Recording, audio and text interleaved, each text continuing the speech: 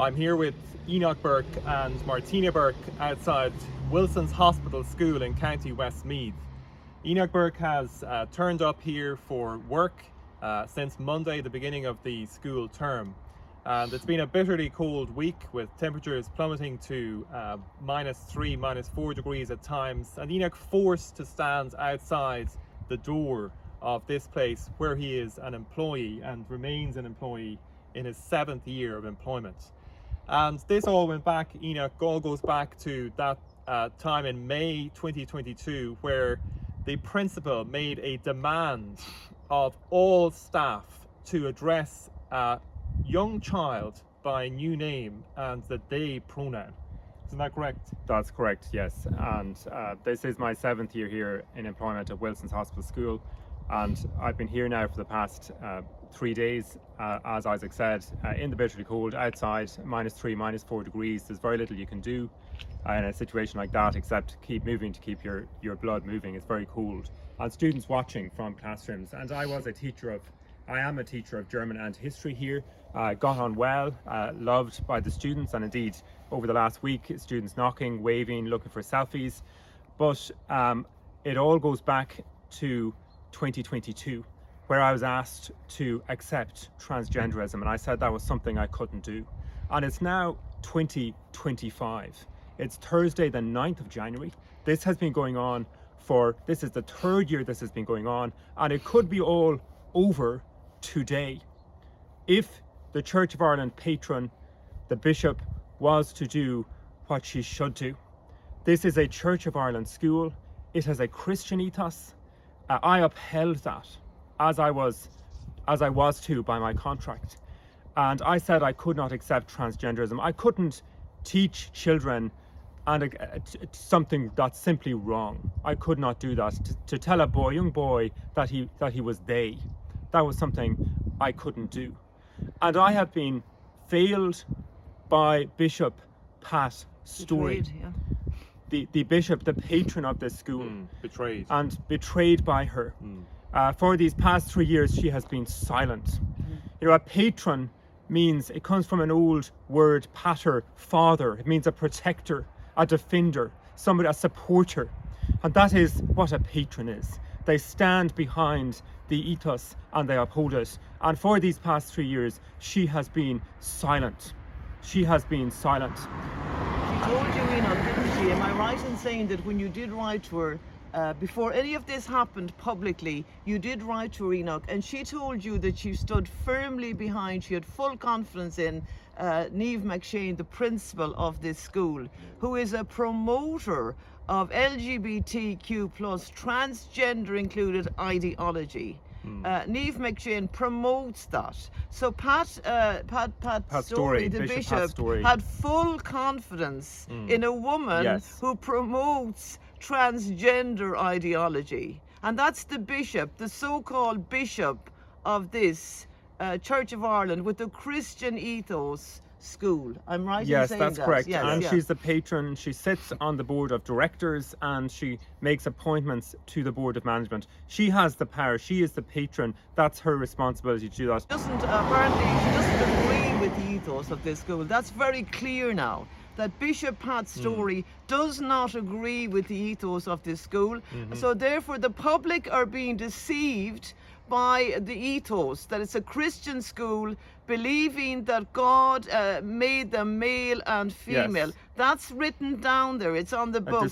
So when you Christian ethos. Look at the school with the view to sending your child here, that is the ethos of this school. However, when you go in there, it's a different story. Now, Enoch can't get beyond the door anymore. He's barred. He's locked out of this school. He's not allowed in. He was a very good history and German teacher, and there's no doubt about that. We don't need to go into that again. Loved by all the pupils, but he's not allowed in anymore. When he goes up to this school, the door is locked. And it's locked because he will not affirm, give the yes to, give the thumbs up to, yes to transgender ideology, to LGBTQ plus, any type of sexual orientation or sexual behavior any type of that, it's all promoted in here. And Enoch will not affirm that. He cannot affirm that because he's a Christian. And it's a scandal, I would say, on our country that the door is barred to him in this school simply because he will not affirm, he will not make it something wonderful that LGBTQ, bisexual, transgender, lesbian is promoted in here to the young people of this country. And this is the big problem with this whole saga. It could be over, it should never have happened. It could be over today if the church came out. Now, this isn't just happening in this school, it's right across the country. With up on 1 million, I would say, young people, primary and secondary, attending right across the country. Now, this is on the curriculum, the new SPHE RSC curriculum for all schools, regardless of their ethos. And the church is silent. And that's the big problem with this. The church is in the shadows. It's hoping this will go away. Now, we've talked to Pat Storey, we've talked to Archbishop John McDowell. He's mute, he has nothing to say. He agrees with what's happening here, with how these young children are being treated. They're being indoctrinated. Schools are now a battlefield in our country. We've also gone to Archbishop Eamon Martin, and we've asked him. And of course, we asked him when the new definition of gender was being put through the hate crime bill. We asked him to speak out.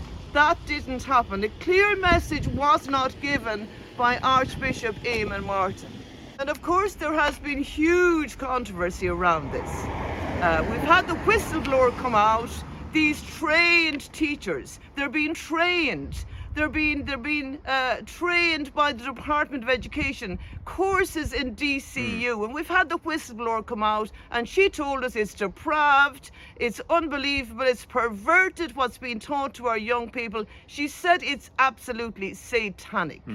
So there's no doubt about it. It's on the books for all schools. So when parents come in here and to all schools across the country, you are giving your children into schools that are putting seeds into their minds now that will destroy them and move them away from a Christian belief to a hard left ideology, anti-Christian, satanic ideology, and the church is silent. Now, last year, Archbishop Eamon Martin did come out at some point. He gave an interview, I think, to the Irish Times, and he said, as far as I know, it was one of those papers, and he said he was very saddened about Enoch Burke.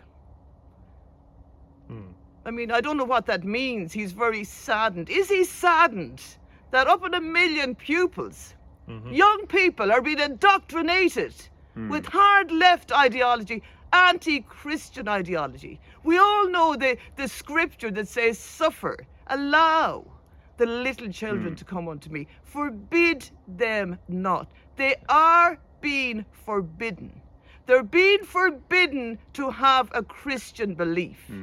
They are being told, as was my son Enoch, that he must use the they pronoun. You must affirm transgender ideology. He said he was saddened that Enoch Burke was in prison. Is he not saddened that young people are being indoctrinated in satanic ideology? This year, he came out, he had a message with Archbishop John McDowell, and they talked about science and the planets and the stars. And then later on, he went on to mention Gaza, the battlefield there, and Ukraine and Sudan. But what about the battlefield here? What about the battlefield here? As parents drive their children, unsuspectingly, a lot of them, they have confidence in the school, but the school is teaching anti-Christian ideology now. It's on the books. It's been taught as fact.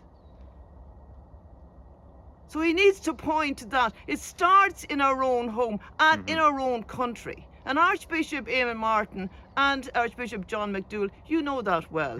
Now, when Norma Foley was questioned on this, and I've said this before, why this is happening, can children change their identity? God made them male and female.